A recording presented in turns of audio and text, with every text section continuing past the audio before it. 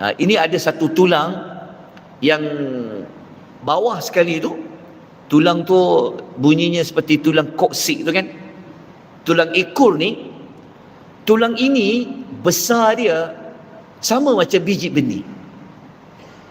Tanam biji durian ke, tanam biji apa, lebih kurang sama dia punya sifatnya. Kalau biji benih tanam, nak keluar daun-daun dia, tunas tu, dia dengan air hujan.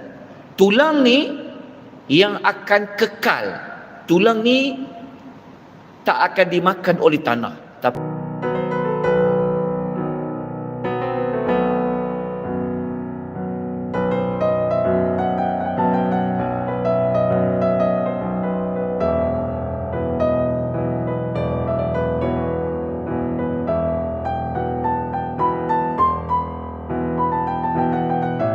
Assalamualaikum warahmatullahi wabarakatuh. Alhamdulillahilladzi bi ni'matihi tatimmus shalihat wassalatu wassalamu ala Rasulillah wa ala alihi wa sahbihi wa man wala, amma ba'd. Sidang jemaah sekalian, tuan-tuan dan puan-puan yang Allah rahmati lagi Allah kasih sekalian, kita pada pagi ini insya-Allah menyambung pembacaan dan juga tafsiran kepada ayat suratul Waqi'ah, yang mana kita akan membaca ayat yang ke-65, yang mana ayat ini adalah sambungan kepada perbincangan tentang bukti yang kedua, dalil yang kedua, Allah Subhanahu wa taala ini mempunyai kekuasaan menghidupkan manusia yang telah mati, iaitu pada tanaman. Okey, kita baca ayat nombor 65. A'udzu billahi minasy syaithanir rajim.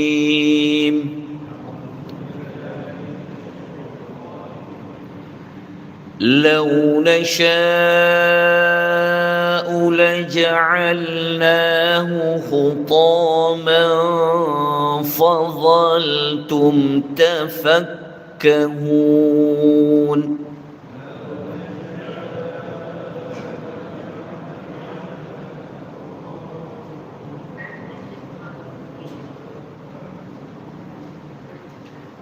Ayat 65 ini bermaksud lau nasya'u, kalau kami kehendaki, la ja'alnahu, pasti ataupun benar-benar kami akan jadikan tanaman itu hutama, kering dan kosong. Fadhaltum, maka dengan itu kamu akan berada dalam keadaan tafakkahun, berada dalam keadaan kehairanan, berada dalam keadaan yang tercengang. Okay. Ayat ini kalau kita baca dalam tafsir Al-Imam Ibn Katsir, Allah Subhanahu wa taala walaupun memberitahu bahawa Allah boleh berbuat apa sahaja terhadap mana-mana tanaman yang ditanam oleh manusia itu, Allah boleh jadikan tanaman itu tidak keluarkan hasil. Kalau dia bentuk biji-bijian, dia tidak, hasilnya menjadi kering, kosong. Allah boleh buat, tetapi Allah tidak memperlakukan seperti mana yang Allah kehendaki. Kerana apa? Kerana kata Al-Imam Ibn Katsir, itu adalah sebagai rahmat dari Allah Subhanahu wa taala kepada manusia. Walaupun manusia itu mengingkari, mendustakan bahawa Allah mampu menghidupkan manusia yang telah mati, tetapi Allah tetap tidaklah menganiaya manusia. Dengan rahmat Allah, dengan latifnya Allah, Allah tidak menjadikan seperti mana yang Allah Ta'ala kehendaki. Okay, ayat nombor 66, Allah Ta'ala menyambung lagi. Kalau Allah buatlah macam tu, bukan sekadar kamu merasa hairan, Kenapa yang ditanam tu tak keluarkan hasil yang dikehendaki? Allah sambung lagi, inna lamughramun.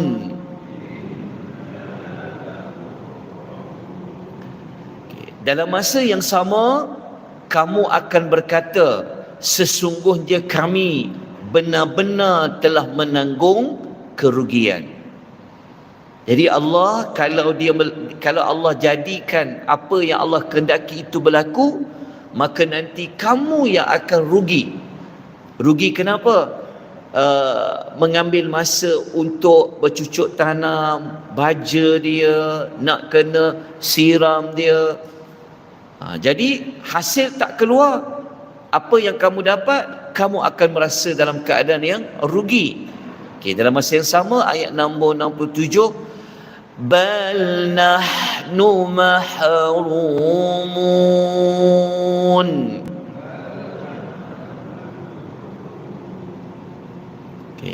Bahkan kata Allah, kamu akan merasa sangat hampa, kecewa. Jadi daripada ayat ini, kita terus kepada pengajaran. Ayat yang kita baca nombor 65, 66 dan 67 tu mudah saja untuk difahami. Yang mana pengajaran nombor 1, Allah memberitahu Allah Subhanahu wa ta'ala maha berkehendak memperlakukan apa saja yang dia inginkan berlaku, seperti mana tanaman yang ditanam itu tidak mengeluarkan hasil. Allah boleh buat, tak ada siapa boleh halang. Itu menunjukkan tentang kekuasaan Allah. Pelajaran nombor 2, kita dapat pelajari inilah sikap manusia akan merasa menyesal apabila berlakunya sesuatu kebinasaan. Itu adalah dalil yang kedua, selesai ayat-ayatnya. Maka kita terus kepada dalil yang ketiga, yang mana Allah Subhanahu wa ta'ala itu mengemukakan hujah yang ketiga dari sudut air. Kita baca ayat 68. Afara'aytumul ma'a alladhi tashrabun.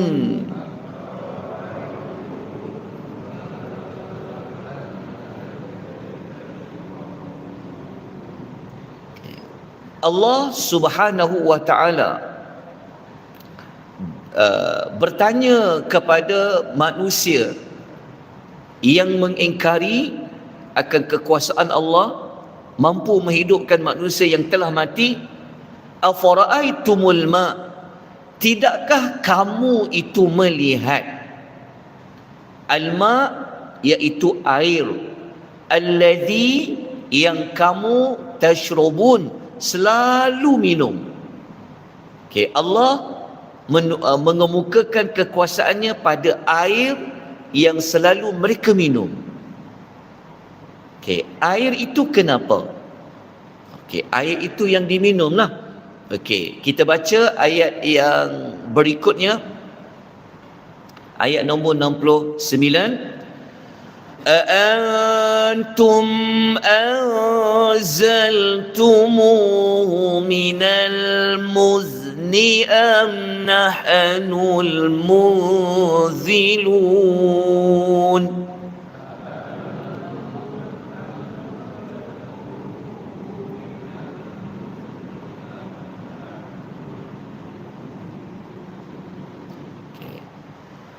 أأنتم, kamukah ataupun adakah kamu, anzaltumuhu minal muzni, yang menurunkan air itu, minal muzni, daripada awan, am nahnul munzilun, atau adakah kami yang menurunkan air itu daripada awan? Allah meminta kepada mereka untuk mereka mengemukakan jawapan. Kalau kamu merasa sangsi Allah itu tidak berkuasa untuk menghidupkan manusia yang telah mati, maka Allah bertanya kepada mereka, air yang kamu selalu minum tu, air itu datang dari siapa? Siapa yang menurunkan air hujan itu kepada kamu? Kamu ke atau kami, kata Allah Azza wa Jalla. Maka sudah pasti, seperti mana kata ulama tafsir dalam Adwaul Bayan mengatakan, sudah pasti tidak ada jawapan lain yang mereka akan kemukakan. Mereka akan mengatakan jawapan itu pastinya dari Tuhan, dari Allah yang telah mengaturkan awan, mengaturkan hujan. Okay. Daripada ayat 68 dengan 69, pelajaran yang kita boleh ambil adalah di sebalik air hujan yang Allah turunkan mengandungi bukti kehidupan semula selepas mati. Okay, nanti kita akan buat perkaitan air, tanaman dengan penciptaan manusia. Pelajaran nombor 2, kekuasaan Allah yang sempurna itu boleh dilihat daripada sumber air bagi semua makhluk. Ayat yang kita baca ni 68, 69, dia sama macam perbahasan ayat terakhir surah Al-Mulk.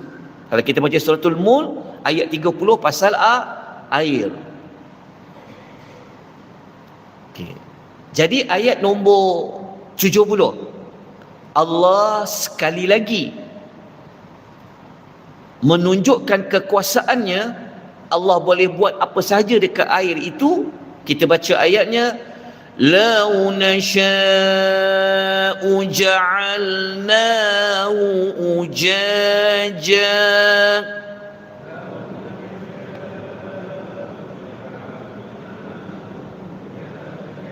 falawla tashkurun.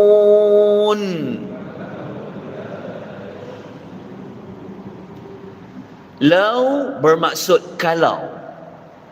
Kalau Allah guna lau, kalau, sebenarnya Allah tak buat. Tapi Allah memberitahu kalau nasya'u, kami kehendaki, ja'alnahu, kami akan jadikannya. Jadikannya tu maksudnya air hujan yang turun menjadi ujaja. Ujaja ni maksudnya menjadi masin. Kalau dia masin seperti air laut itu rasanya berasa ada pahitnya. So kalau air itu jadi masin, tak boleh digunakan untuk minum dan tak boleh juga digunakan untuk menumbuhkan tanaman yang mereka telah tanam. Allah Ta'ala kata apa? Kami boleh buat kalau kami nak buat, kata Allah. Tetapi Allah buat tak? Allah tidak melakukannya walaupun Allah boleh melakukannya. Maka Allah mengatakan falaula tashkurun. Oleh sebab itu, justru itu, kenapa kamu tidak mahu mensyukuri? Okay. Tentang air tadi. Baik. Air ini sebelum kita masuk kepada hubung kait cerita tentang tanam-tanaman dengan air, kita dapatkan dulu ada sedikit perincian dekat ayat nombor 70 dengan 65. Maksudnya macam ni. Ayat nombor 70 yang kita baca ni sama tak bunyinya lau nasya ja'alnahu ni dengan ayat nombor 60 dengan ayat nombor 65. Sama tak? Lau nasya la ja'alnahu khutama. Tadi lau nasya ja'alnahu ujaja. Okey. Ada beza ya. Dekat ayat nombor 65 Allah ada letakkan huruf lam sebelum perkataan ja'alnahu. Itu pada tanaman. Tapi dekat ayat nombor 70 yang kita baca tadi, Allah tidak meletakkan huruf lam sebelum ja'alnahu. Kenapa? Pada tanam-tanaman Allah letakkan huruf lam sebelum ja'alnahu kerana lam itu fungsinya untuk mengukuhkan. Kenapa perlu Allah letakkan lam dekat ayat 65 tadi tu? Kerana dalam bab menanam, manusia terlibat sama dalam menanam lah. Sebab manusia yang korek tanah tu, maka dialah yang menanam. Sebab itu untuk menegaskan Allah boleh buat apa saja, maka Allah gunakan dekat lam kerana manusia terlibat sama dalam usaha penanaman itu. Tapi bab air hujan, Allah yang melakukan segala-galanya. Sebab itu tak perlu digunakan huruf lam, nak diletakkan ja'alnahu. Itu secara ringkaslah. Okey, kemudian mari kita bincangkan apa sebenarnya hubung kait ayat pasal tanam-tanaman dengan air yang sedang kita bincang ini, yang mana ayat-ayat ini sebenarnya adalah dalil untuk menghidupkan manusia yang telah mati. Okay. Kalau kita rujuk dalam surah Fatir ayat yang ke-9, kita akan menemukan Allah cerita kepada kita macam mana nak hidupkan orang yang dah mati ini, iaitu sama seperti Allah menghidupkan bumi yang mati. Tengok ayat dia, Tuhan kata apa? Terjemahan ayat tu, Allah jualah yang menghantarkan angin, lalu angin itu gerakkan awan, kemudian awan itu kami halakan ke negeri yang mati. Yang mati itu maksudnya tak ada tanaman, kering kontang. Lalu kami hidupkan bumi yang asalnya mati dengan air hujan yang turun dari awan itu. Lepas tu di hujung tu Allah kata apa? Kadzalikan nusyur. Macam tu jualah manusia akan dibangkitkan daripada mati. Maksudnya untuk hidupkan orang mati, Allah akan turunkan juga air hujan. Macam mana bumi yang mati boleh keluar tanam-tanaman, Allah akan turunkan hujan. Macam mana manusia mati, Allah akan hidupkan, Allah juga akan turunkan hujan. Ini dijelaskan dalam hadis Nabi SAW, dalam hadis riwayat Muslim. Nabi sebut jarak antara dua tiupan sangkakala adalah 40. 40 tu tak diketahui 40 apa. Memang Nabi sebut 40. Maknanya tiup sangkakala satu nak pergi sangkakala yang kedua dalam tempoh 40. Kemudian Allah menurunkan air hujan dari langit, lalu mereka hidup semula seperti sayur-sayuran yang tumbuh subur. Maksudnya macam mana cari hidup orang mati? Kita nanti kalau dah mati, Allah hidupkan, Allah akan perintahkan air hujan turun dulu. Baru tiup yang kedua, baru manusia hidup. Kemudian Nabi menerangkan macam mana boleh bermulanya manusia hidup. Nabi SAW bersabda, tidak ada sesuatu pun daripada anggota tubuh manusia yang kekal setelah dia mati, melainkan ada satu tulang. Dari tulang itulah semua makhluk akan disusun kembali. Tulang tu kita pernah tunjuk sebelum ini dekat sewaktu kita belajar surah Yasin. Tapi kita ulang kembali melihat gambar rajah ini. Ini ada satu tulang yang bawah sekali tu. Tulang tu bunyinya seperti tulang koksik tu kan.